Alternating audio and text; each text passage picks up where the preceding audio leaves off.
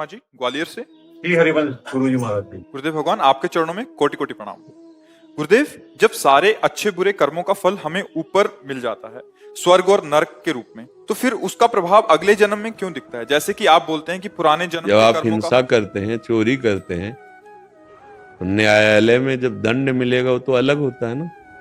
लेकिन पुलिस पिटाई करती है, अपमानित करती है, हथकड़ी डाल के ले जाती है, आपको कई वर्ष बिना न्याय विभाग के फाइनल होते आपको दंड मिलता है। फिर फाइनल जब मिल निकलता है, फिर और इसके बाद जब होता है तो आपको बहुत गंदी नजर से समाज देखती है। इसने हिंसा की थी, इसने चोरी की थी, आप समझ रहे ना।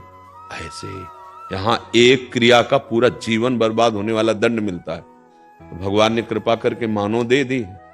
और आपके पाप बहुत से ऐसे हैं जो प्रकाशित नहीं हुए, उनका ब्याज से दंड मिलता है। फिर जो कुछ बचे हुए पाप होते हैं तो एक अवसर दिया जाता है। पाप और पुण्य दोनों से मिश्रित मानव देह है। केवल पाप दे यातना दे है, पुण्य दे देव दे है। एक बार फिर चांस दिया भगवान ने, थोड़ा दुख थोड़ा सुख। अब तुम निकल जाओ इससे, भगवान का भजन करो, दूसरों की सेवा करो, सत मार्ग के पथिक बनो, तो शुभ अशुभ दुर्ग विध्वंस बल तब जयत जयत जग उच्चर। शुभ और अशुभ दोनों का नाश कर दिया और भगवान की प्राप्ति कर ली।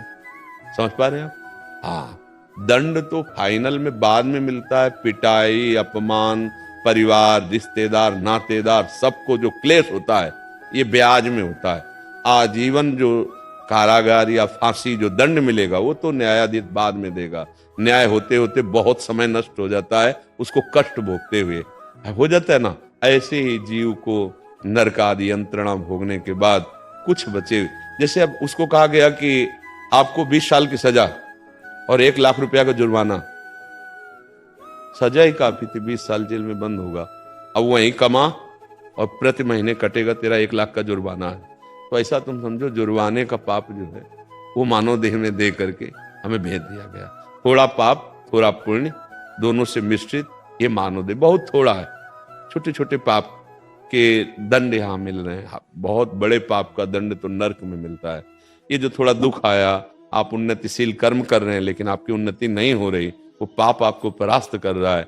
अगर हम प्रभु का नाम जप करें, दूसरों की सेवा करें और अपने कर्तव्य में स्थित रहें, सुख दुखे समय कृत्वा लाभा लाभो जया जय हो। अब चाहे सुख मिले या दुख, लाभ हो या हानि, जय हो या पराजय, मैं अपने धर्म से डिगने वाला नहीं। जीत गया संसार को, वो प्रभु को प्राप्त कर ले गया। समझ पा रहे हैं आप? अच्छा, दंड क्या है कि हमारे सामने नहीं मिलता, नहीं तो सुधार बहुत जल्दी हो जाए। अब सिस्टम है ऐसा भगवान का। अब जैसे चौड़े पे चौराहे पे मारकोण उसकी खाल उतारी जाए, जो छोटी छोटी बच्चियों से व्यभिचार कर रहे हैं, पापाचरण करते हैं, तो अभी सुधार शुरू हो जाए। बिना किसी सिफारिश के टांग दो ऊपर, चौराहे पे टांग दो, साफ देखें कि ये व्यभिचारी की ये दुर्दशा होती, हिंसक की ये दुर्दशा होती, चोरी करने वाली की ये दुर्दशा होती। अब पिटाई होती है, अपमान होता है, पर वो बहुत चार दीवारियों के अंदर होता है, तो समाज को उसको दिखाई नहीं देता। इसको लगता है क्या फल मिला होगा, अरे दुर्गति हो जाती है। तो अब नरक की चार दीवारी पूरे विश्व का जेल है। जैसे बड़े खतरनाक लोग नहीं बोले तिहाड़ जेल में रखे गए, इस जेल में रखे गए, तो त्रिभुवन का बहुत बड़ा जेल जिसे नरक कहते हैं, उसमें रहम नाम की कहीं कोई गुंजाइश नहीं है। भारी दंड मिलता है। कुछ पाप जब बचते हैं, जैसे स्वर्ग का पुण्य भोगने के बाद कुछ पुण्य बचे, तो उन दोनों को मिश्रित करके मानव देह दे दिया गया। अब हम ऐसा करें, पाप और पुण्य, संचित कर्म और प्रारब्ध कर्म सबका नाश करके इस जन्म में हम प्रभु को प्राप्त हो जाए। वो नाम जब से होगा, भगवद आश्रित हो जाओ, जो नाम प्रिय हो। जैसे हम वृंदावनवासी तो राधा राधा राधा राधा हमारा जीवन, हमारा प्राण, हमारा सर्वस्व है। आपको राम कृष्ण हरि माँ जो नाम प्रिय हो, वो हमारे प्रभु एक ही हैं, उनके विविध नाम हैं। नाम जप करो, दूसरों को सुख पहुंचाने की बात पकड़ लो। ये बड़ी सूक्ष्म बात है।